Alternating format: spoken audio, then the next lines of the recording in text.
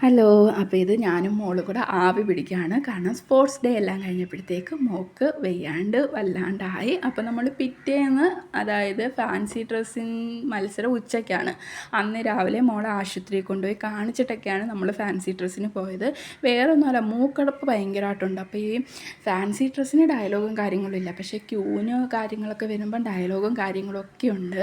അപ്പം നമ്മൾ നോക്കിയപ്പം അവൾക്ക് അങ്ങനെ ഈ മൂക്കിങ്ങനെ ഒലിക്കുന്ന ഒരു പ്രശ്നമായിരുന്നു കൂടുതലായിട്ടും ഉണ്ടായിരുന്നത്. അപ്പോൾ നമ്മൾ വെച്ചുകൊണ്ടിരിക്കേണ്ടെന്നും കരുതി പിറ്റേന്ന് നമ്മൾ ആശുപത്രിയിലൊക്കെ കൊണ്ടുപോയിട്ട് നേരെ പിന്നെ വീട്ടിൽ വന്ന് അവൾക്ക് റെസ്റ്റൊക്കെ കൊടുത്തതിന് ശേഷമാണ് നമ്മളൊരു ഉച്ചയ്ക്ക് 12 മണിയായപ്പം സ്കൂളിലെത്തി. അവർക്ക് 1:20 തൊട്ടായിരുന്നു ഫാൻസി ഡ്രസ്സ്. അപ്പോൾ മോക്കളെ ഫാൻസി ഡ്രസ്സിനാക്കിയത് മദർ തെരേസയായിരുന്നു.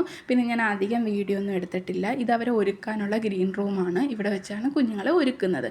കാരണം കുഞ്ഞുങ്ങളുടെ പ്രോഗ്രാമാണ്, പിന്നെ നമുക്ക് വീഡിയോ എടുക്കാൻ ടൈമില്ല, പിന്നെ കുഞ്ഞുങ്ങളെ അങ്ങനെ ഫോക്കസ് ചെയ്ത് കാണിക്കേണ്ടെന്ന് തോന്നി. അതുകൊണ്ട് അവരെ ബാക്ക് വശം സ്റ്റേജിൽ നിന്ന് എടുത്ത കുറച്ച് പിക്ചറും വീഡിയോസും കാര്യങ്ങളൊക്കെ ഇതിൽ കാണിക്കുന്നത് ആയിട്ടുള്ള കാര്യങ്ങളാണ് കാണിക്കുന്നത്. പിന്നെ കൂടുതലും ഉണ്ടായിരുന്നതെന്ന് വെച്ചാൽ നമ്മളെ പാലസ്തീൻ അതിൻ്റെ ഒരു തീമുണ്ടായിരുന്നു. പിന്നെ നമ്മുടെ വയനാട് ആ ഒരു ദുരന്തത്തിൻ്റെ ഇപ്പം ഞാൻ കാണിച്ചില്ല, ആ മരം കൊണ്ടിട്ടേക്കുന്ന ആ മോനായിരുന്നു ഫസ്റ്റ് പ്രൈസ്. കാരണം നമുക്ക് കണ്ടു നിൽക്കാൻ പറ്റത്തില്ല, നമ്മൾ കരഞ്ഞു പോകും. അതുപോലായിരുന്നു ആ മോൻ്റെ പെർഫോമൻസ്. അവന് ഫസ്റ്റ് കിട്ടുകയും ചെയ്ത്.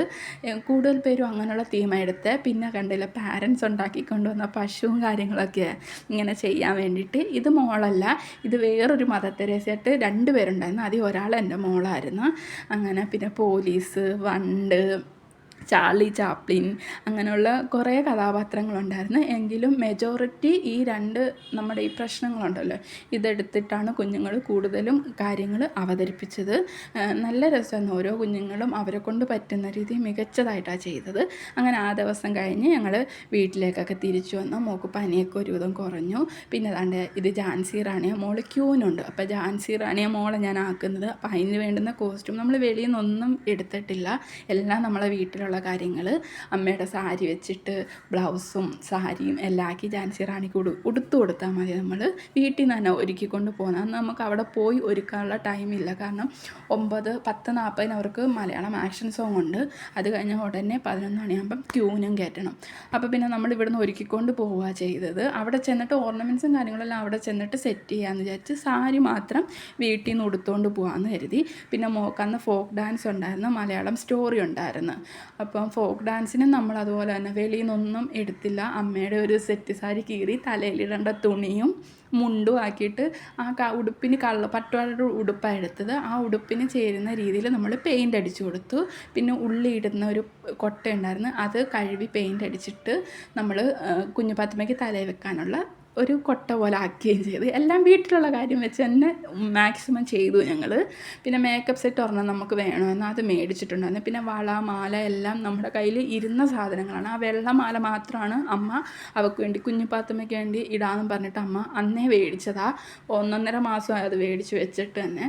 ബാക്കിയെല്ലാം നമ്മൾ ഓണപ്പരിപാടിക്ക് നമ്മൾ അവൾക്ക് ഒട്ടിയാണമൊക്കെ മേടിച്ചിട്ടുണ്ടായിരുന്നു. പിന്നെ ഞാൻ ഉപയോഗിക്കുന്ന എനിക്ക് മേടിച്ചിട്ടുള്ള മാലയും കാര്യങ്ങളും എല്ലാം ഇട്ടാണ് ജാൻസി റാണി ഒരുക്കിയത്. പുറത്തുനിന്ന് ഒന്നും നമുക്ക് ഈ വെള്ള മാല ഒഴിച്ച് വേറെ ഒന്നും മേടിക്കേണ്ടി വന്നില്ല. അത് കുഞ്ഞുപാത്തുമ്മയ്ക്ക് അമ്മ മേടിച്ചതാണ്. പക്ഷേ ഞാനത് ജാൻസി റാണിക്ക് വേണ്ടിയിട്ടും മോക്ക് ഇട്ട് കൊടുത്തായിരുന്നു.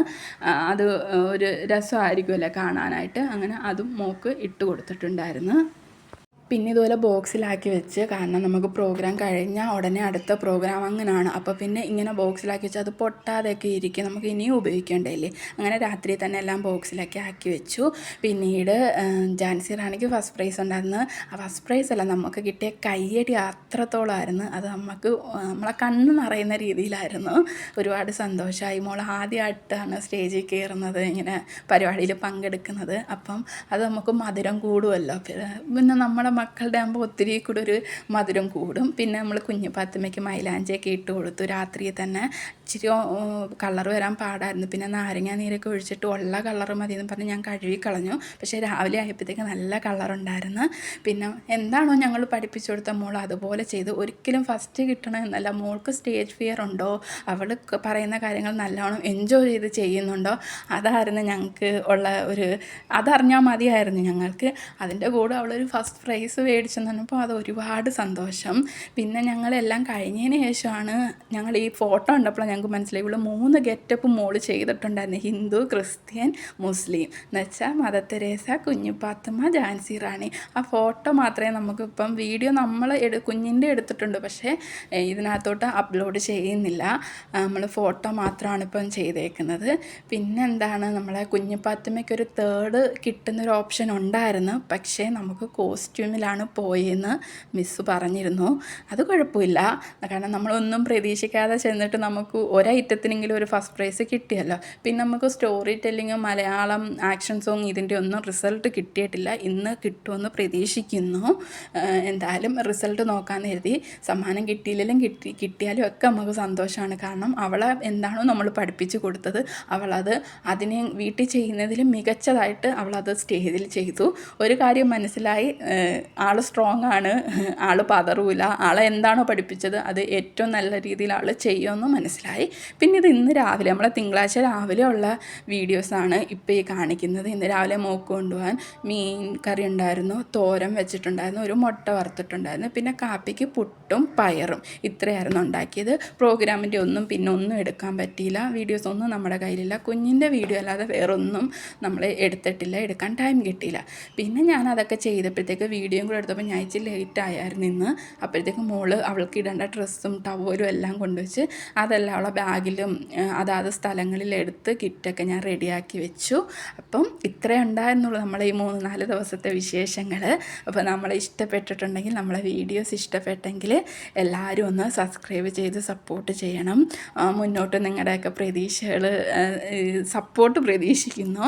പിന്നെ വീഡിയോ ഇടാതിരുന്നപ്പോഴും കുറച്ച് സബ്സ്ക്രൈബേഴ്സ് കൂടിയായിരുന്നു. അത് കണ്ടപ്പോൾ ഒരുപാട് സന്തോഷം തോന്നി. വീഡിയോ ഇടാഞ്ഞിട്ടും സബ്സ്ക്രൈബേഴ്സ് ഇങ്ങനെ ഓരോന്നായിട്ട് കൂടി വരുന്നു.